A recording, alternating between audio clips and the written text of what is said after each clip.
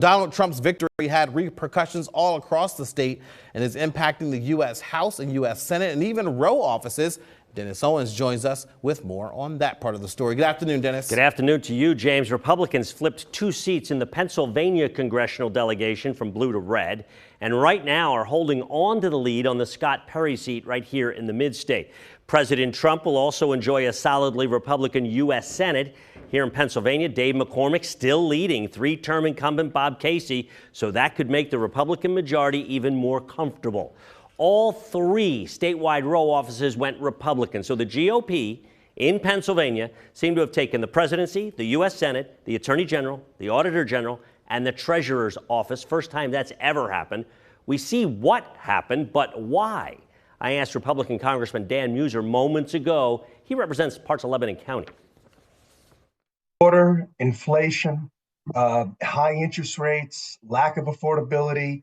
It's really those two, and a sense of that Harris was not offering common sense solutions. You know, the idea of boys playing in girls sports. I mean, you know, typical Democrats that are union members and all, they don't relate to that.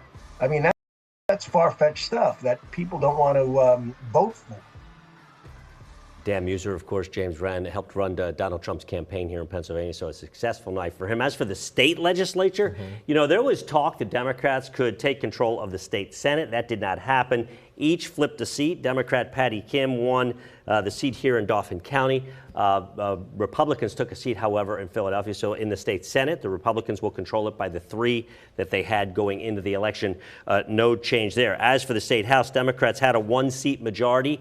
That is still too close to call. My sources on the Democratic side say they're confident. Frank Burns, all eyes on him in Cambria County. He will win his seat, but as he goes, so goes control of the state House. It's that close, 102, 101, one way or the other. We're going to continue to count and watch. And, you know, when we released a poll on Monday, and it basically had Donald Trump and Kamala Harris in a statistical tie. Right. This is the 3rd poll in a row now, or the 3rd poll that the polls have underperformed Donald Trump. So if you're in a tie with Donald Trump, and we said it in our reporting on Monday, if you're in a tie with Donald Trump, that's advantage Donald Trump. You know, we have been talking about how big of an impact that Pennsylvania would have in this race for the presidential race. Of course, those 19 electoral votes were huge. Yep. And he not just won the state, but basically carried everyone else under him. That's the coattails, as we like to call them, and Dave McCormick, and you didn't know that was going to happen, of course.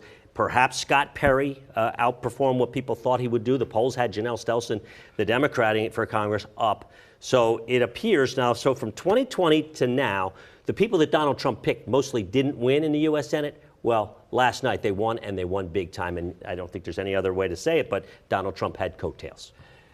Now back to the state legislature. You mentioned here about the state house, that razor-thin margin that they've had for years now. Yes. How likely is it that they keep this? That the Democrats keep this? From what I'm told, it is likely they will keep the 1-seat majority. The Democrats will, because Frank Burns is leading Cambria County. There's still a lot of votes, however, to count on that, so we can't declare it's not being called. They are optimistic they will hold on to that 1-seat majority, which, of course, as we've seen over the last 2 years, is very unwieldy in trying to actually get things done efficiently. Right. And I know the Senate Republicans, who have the 3-seat lead, they were keeping an eye on the House, too, hoping it would flip so that they could have a little more power at the various negotiating tables. Have we heard from Governor Shapiro yet? We have not, but you know what? I've requested an interview. Some people are arguing Josh Shapiro was the biggest winner last night, because now that Donald Trump is the candidate in 3 years, 2.5 years, 3 years, who do you think is going to be one of the #1 Democrats to challenge for the seat in 2028? Right. The answer will be Josh Shapiro. Absolutely. All right. Dennis Owens, thank you very much for all of your analysis and coverage. Really appreciate it.